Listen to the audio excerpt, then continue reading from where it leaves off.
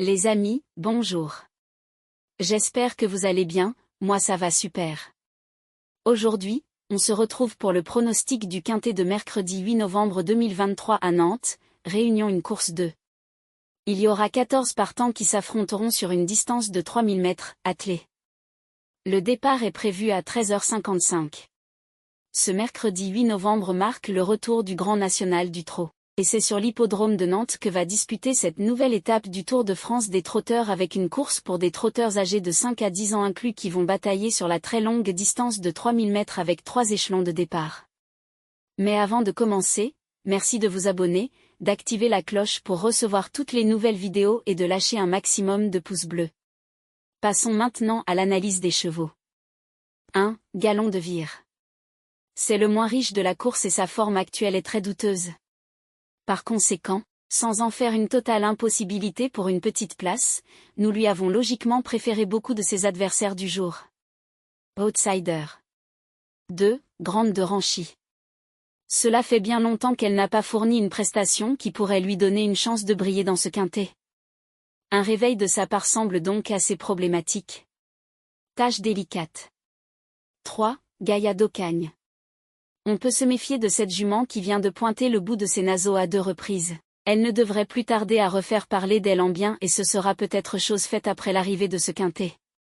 Notre principal regret. 4. Phélus Hernaise. Pas beaucoup de marge à ce niveau et des dernières prestations assez décevantes. Par conséquent, nous ne l'avons pas gardé et seul le fait de le voir évoluer pieds nus empêche d'en faire une interdite pour les places. En fin de sélection. 5. Faithful.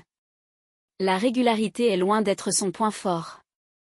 S'il est dans un bon jour, il peut avoir son mot à dire pour une place à une cote sans doute non négligeable. Possible placé. 6. Hidalgo des Noes. C'est le moins riche du deuxième échelon et il reste sur des prestations vraiment très quelconques. Par conséquent, nous avons préféré le laisser de côté. Ce ne sera pas simple. 7. Falco d'Avaroche.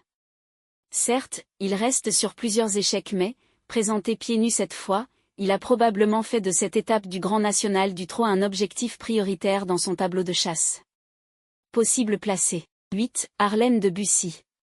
C'est un cheval qui a souvent laissé de très belles impressions depuis le début de sa carrière. Avec lui, on peut adopter n'importe quelle tactique de course, sauf faute ou incident de parcours, il va probablement lutter pour les premières places voire carrément la première. Pour une petite place. 9. Epsom d'Airfray. Il n'a rien fait de bon depuis un long moment, âgé maintenant de 9 ans, on peut penser qu'il est sur la pente descendante.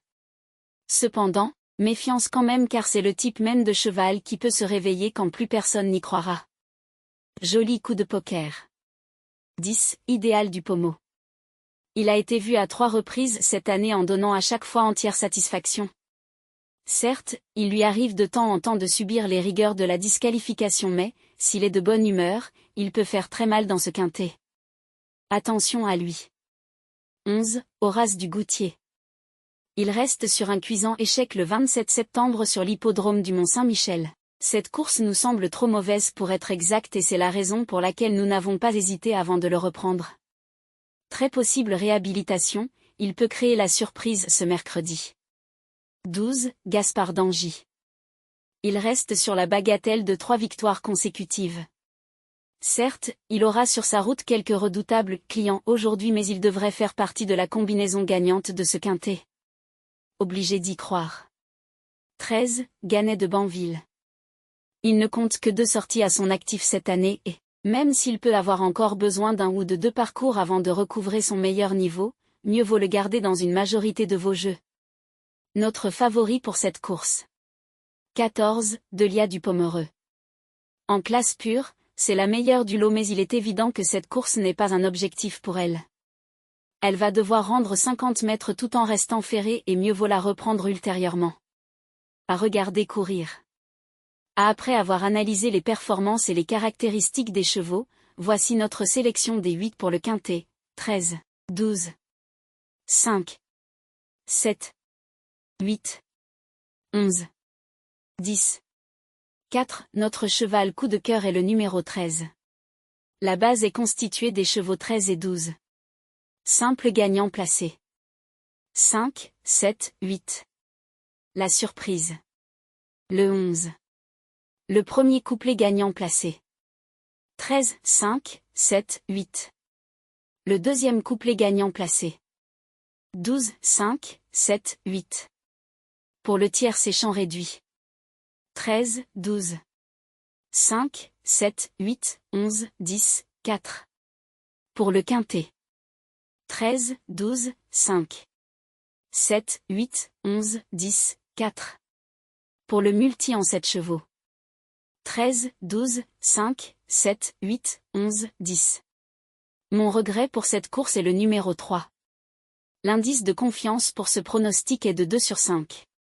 Les amis, je vous souhaite un bon pronostic, de bons gains, et à demain.